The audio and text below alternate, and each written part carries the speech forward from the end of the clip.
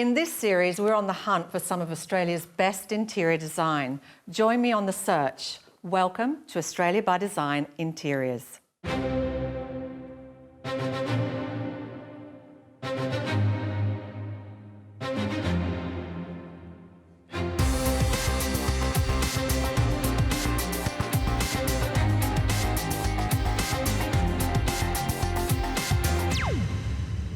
So far, we have 5 spots filled for our top 10 final later in the series. And today's episode offers up some strong contenders for the remaining places. A warehouse turned high-end minimalist hair salon. An expansion that gives attention to detail new meaning. And a new era of luxury for wellness facilities takes flight inside a commercial office tower. In terms of the projects, it's just a really nice representation of what design is here in Australia. Our group of design industry leaders have come together via Zoom to judge which projects will make it through to our best of the best final. This is a project that is both highly functional and highly creative. The transformation of what was a redundant space into something that is quite exceptional.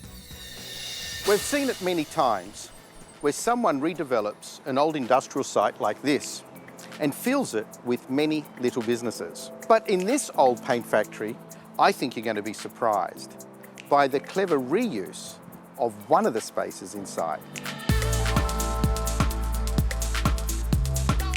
Daniel, I love this space. It looks like it's got heaps of potential, but what is it? If you can help me, I will show you exactly what it is. As you can see, this is a private cutting station with power built in.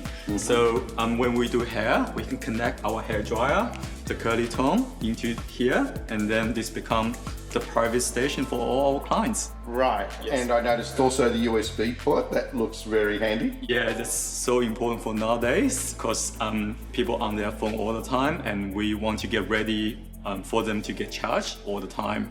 So this becomes their own little personal space, which is quite separate to the ones beside it. Is that right? Exactly. I think privacy and having a sense of your own space when you get your hair done is sense of luxury in our salon. Another reason is we actually have a few of the high-profile models, clients coming in, so they prefer not to be seen when they get their hair done. And such as who? I will keep it secret. Maybe you can find out when you book more appointments with us. Right, yes. Okay, I get it.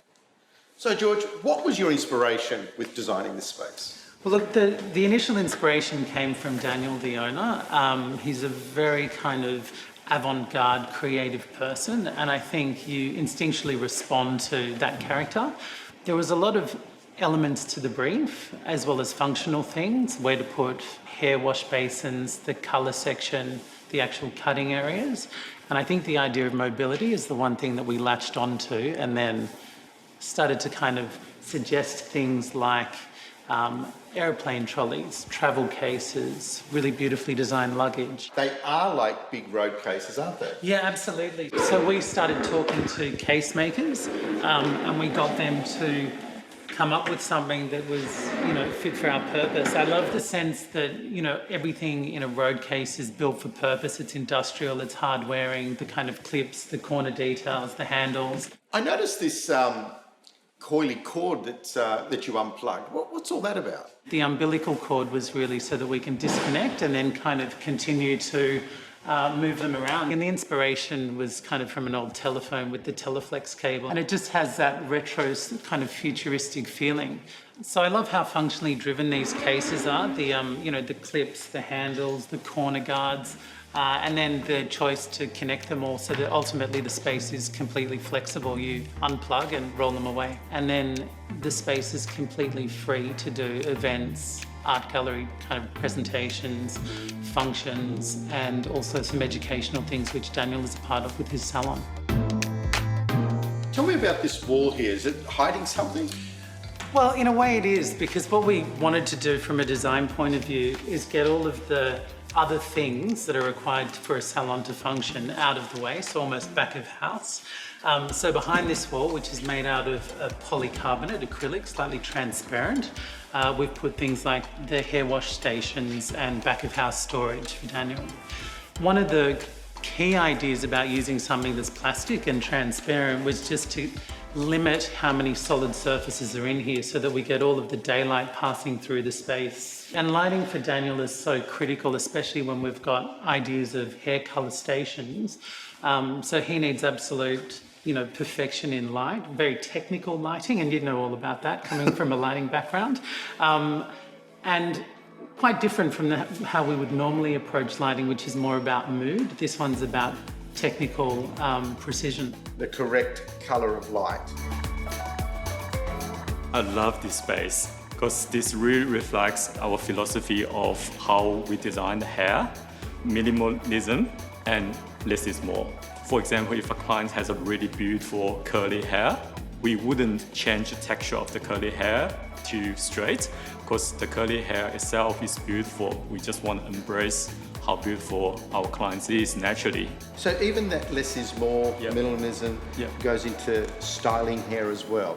Just one last thing. Mm-hmm. You really can't tell me just one famous person that comes here. Rino, no. This next project is beautifully refined. Seeing the owner design a home that was centred around her family's lifestyle was a real joy to watch. I think the element that wins me over here is the craftsmanship. A really high level of detail has been applied to create those elements that really make it stand out.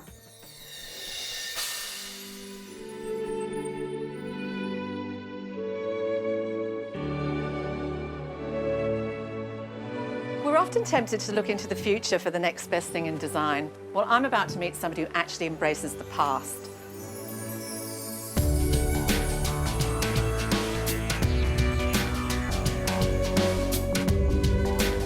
Just let myself in, hope you don't mind. I don't mind at all.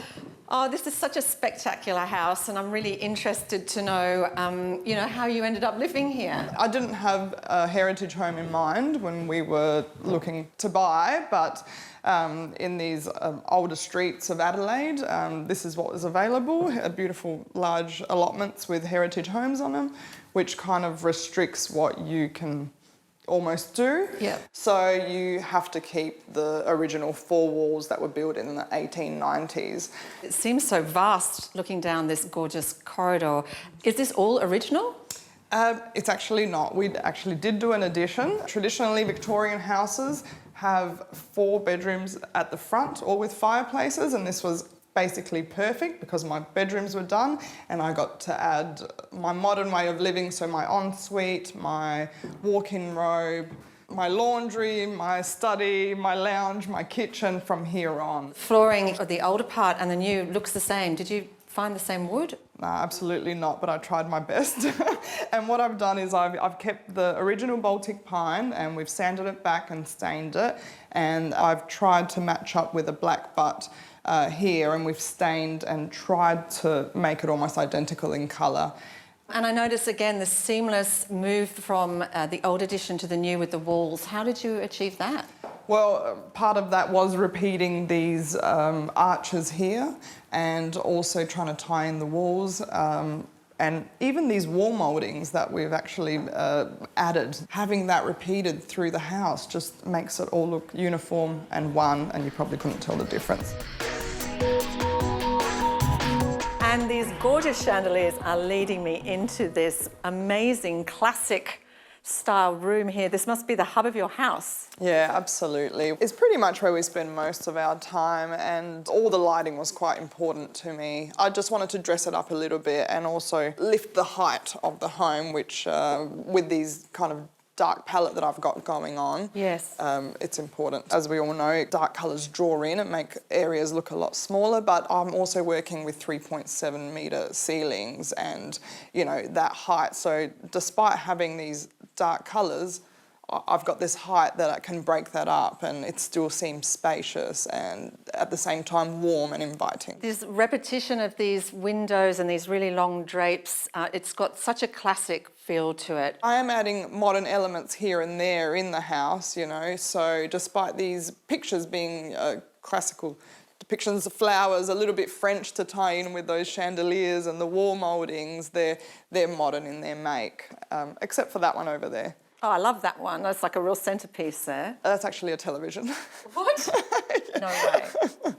Yeah, so... Tell me more. Yeah, technology's caught up with itself and I didn't want to miss out just because I've got a heritage home. That's right. I absolutely love the way that you are really embracing new technology and blending it into this, this sort of classic environment. I've got this dining table that was actually handed down to me from my mother-in-law. It's been in their family for like 20 years. I love that. I'm lucky enough to have this nostalgic piece of... That's right, something really personal. Yeah, so for something very personal. And your kitchen, again, this gorgeous traditional style. Beautiful details here. I really spent a lot of time and care designing, you know, the smallest detail on these doors, you know. Again, that mirrors the sort of the beveling and detail in the rest of the home as well. Yeah, that's right. I'm really into that consistency, and I think that's what really makes a house a home, bringing everything together.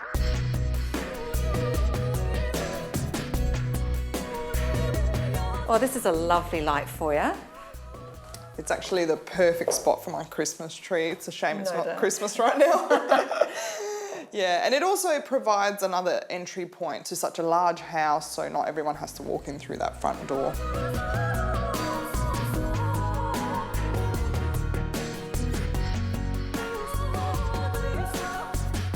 I love a fireplace in a master bedroom. This is gorgeous. Is it the same as the one in the living room? I did almost find a perfect match. It wasn't easy, but I did. You're very resourceful. Thank you.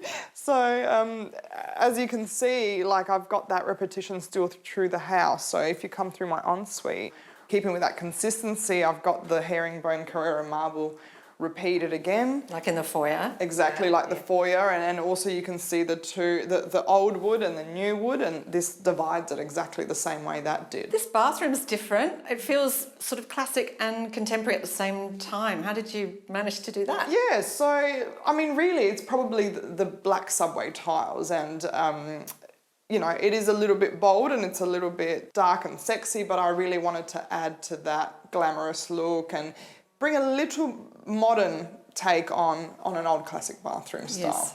And if you come through here, this is the walk-in robe. Wow. And I had to share a closet with my husband in our last house, and I wasn't going to have that again. So No. I built a his and hers in this case, and that was actually supposed to be the hers, but I found that this had more hanging space, so I did a quick swap at the end. Why wouldn't you? There's no doubt that this has been a passion project for NAYIA.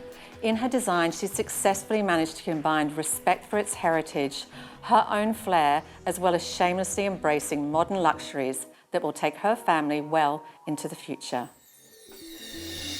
I love this project for so many reasons. It addresses a really critical need for office workers. It's been done in a really challenging environment. So you enter this beautiful sanctuary where there is bathroom facilities resembling a five-star hotel. This is how the workplace is probably going to be shifting more and more in the future.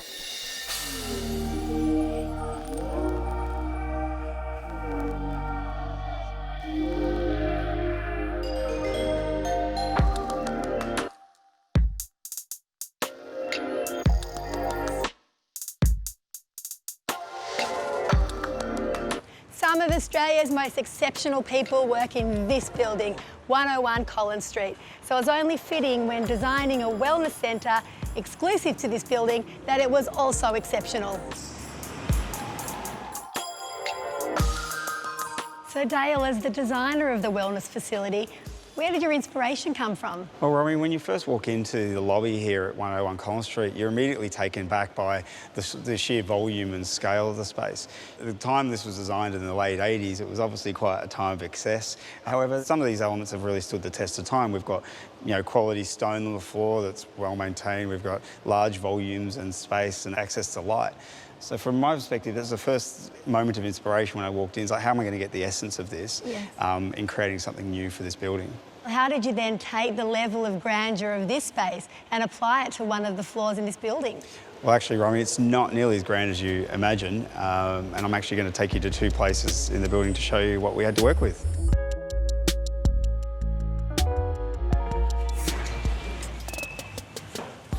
It's a car park. It is a car park. This is what we had to work with. You can see a lot of exposed concrete and exposed surfaces and, you know, beautiful feature lighting. So essentially a bare canvas. Absolutely. It was quite a challenge because obviously there's things in a car park that aren't made for what we were trying to do. Well, Romy, for me, this is what the 101 experience is all about. It's a sense of arrival and a luxurious start to your day. This is this is the end of trip facility. Wow, this is really beautiful. Thank you. It's kind of space that we think needs to be all about that 101 luxury and that, you know, user experience. You'll see down to the corridor here, that's the entry into what we call the end of trip. So what exactly is end of trip? So end of trip is where most of the tenants of the building would end their commute to work each day. So whether you're on a bike or you run, or maybe you just walk to work and you want to get ready at work. So we have bike facilities and we have bathroom facilities. The bathroom facilities are highly fitted. They would feel more like a hotel. We've got fully enclosed shower rooms with beautiful fittings and fixtures and stone. We've also got, you know, towel service and also, you know, hand soaps and body washes and so again, every day is really about that luxury experience for the users. How beautiful. But Dale, for me, this is where it's all at. So as we step over the threshold from 1 into Rise, you can see we've really tried to change the design. And what we really want to do is engage with all the senses. Yeah, it smells beautiful here. Yeah, well, actually, 101 had a custom designed scent made for the space. Amazing. As much as we have with the audio, there's a custom designed soundscape happening here as well. And you can see here with the glass, we've actually used this textured glass, which is really representative of the water. We've got some, you know, lighting that goes behind there that actually really kind of change the way that feels during the day. It's really beautiful, and I particularly love these trees. The trees, interestingly, to get this volume in here, we actually created some large interventions in the existing courtyard that's directly above us, which is obviously really unique and, you know, brave risk taken by our client. Absolutely. The builder had to relocate 80 cubic metres of soil by hand to do that, which is no easy feat, given where we were in a car park. To have a client who's prepared to take a chance in a new space and really lead from the front and, you know, giving us the opportunity to try new ideas with them, it's really interesting to see what we can do when you can work collaboratively with someone who's really prepared to take chances.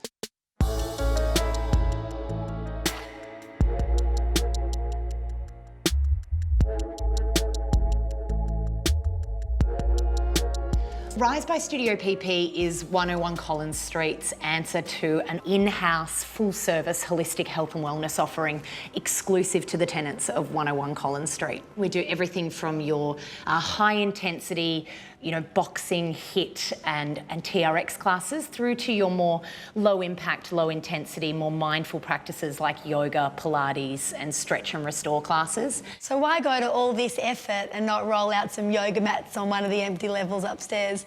Well, it's a great question. I think we all know a change of environment really makes a big difference to our mental and physical health, like taking a holiday or getting away on the weekend. Something like an integrated or inbuilt space like this really offers the tenants an opportunity to escape the physical monotony of the office and step down into more of a sanctuary or more of a more motivating or maybe inspiring environment, which really encourages them to be well, which is really a lot more inspiring than the old school approach of rolling out a yoga mat in the rec room.